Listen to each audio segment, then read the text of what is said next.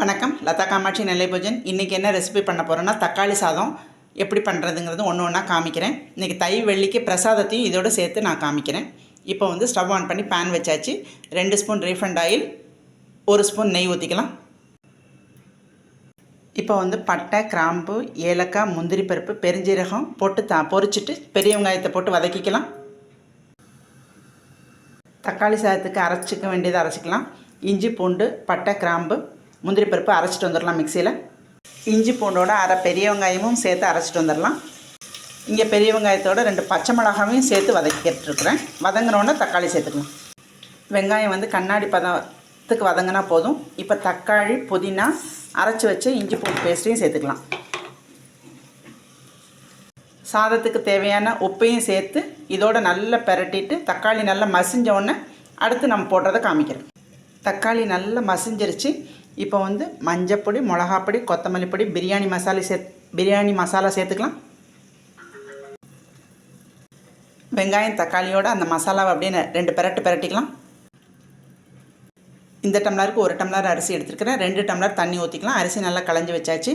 சாப்பாட்டு அரிசி தான் எடுத்துருக்கிறேன். நான் இன்றைக்கி தேங்காய் பால் சேர்க்கல, நார்மல் வாட்டரில் தான் ஊற்றுறேன். தண்ணி கொதிச்சோன்னா அரிசி சேர்த்துக்கலாம். அரிசி, மல்லி, புதினா, பச்சை பட்டாணி சேர்த்துக்கலாம்.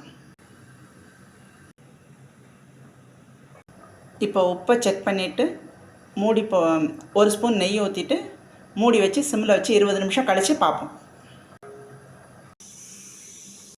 இன்றைக்கி தை வெள்ளிக்கிழமை நைவேத்தியத்தையும் இதை பார்த்துடலாம். வாழைப்பழம் வச்சு தான் ஒரு நைவேத்தியம். வாழைப்பழம், ரவா, பால், தேங்காய் பூ, ஜீனி, நெய், ஏலக்காய் பொடி வச்சு ஒரு நைவேத்தியம்.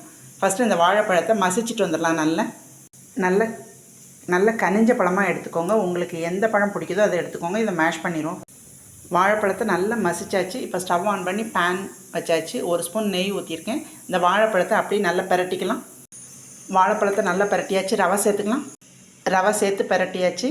இப்போ காய்ச்சி ஆற வச்ச பாலை சேர்த்துக்கலாம். ரவை எடுத்து அதே அளவில் தான் சேர்த்துட்ருக்குறேன்.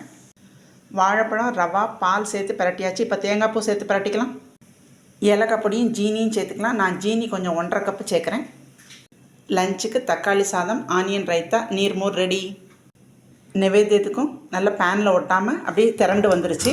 இப்போ நம்ம ஆறணுன்னு, கொஞ்சம் சூடு ஆறணுன்னு சின்ன சின்ன உருண்டையாக உருட்டி நெய்யில் அப்படியே பெரட்டி எடுக்க வேண்டியதான். அதையும் காமிக்கிறேன்.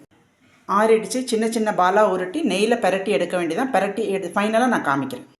எல்லாத்தையும் திருப்பி போட்டாச்சு. நான் ஃபுட் கலர் சேர்க்கல. உங்களுக்கு ஃபுட் கலர் வேணுன்னா சேர்த்துக்கலாம். வாழைப்பழம் பால் ரெடி நைவேத்தியத்துக்கு.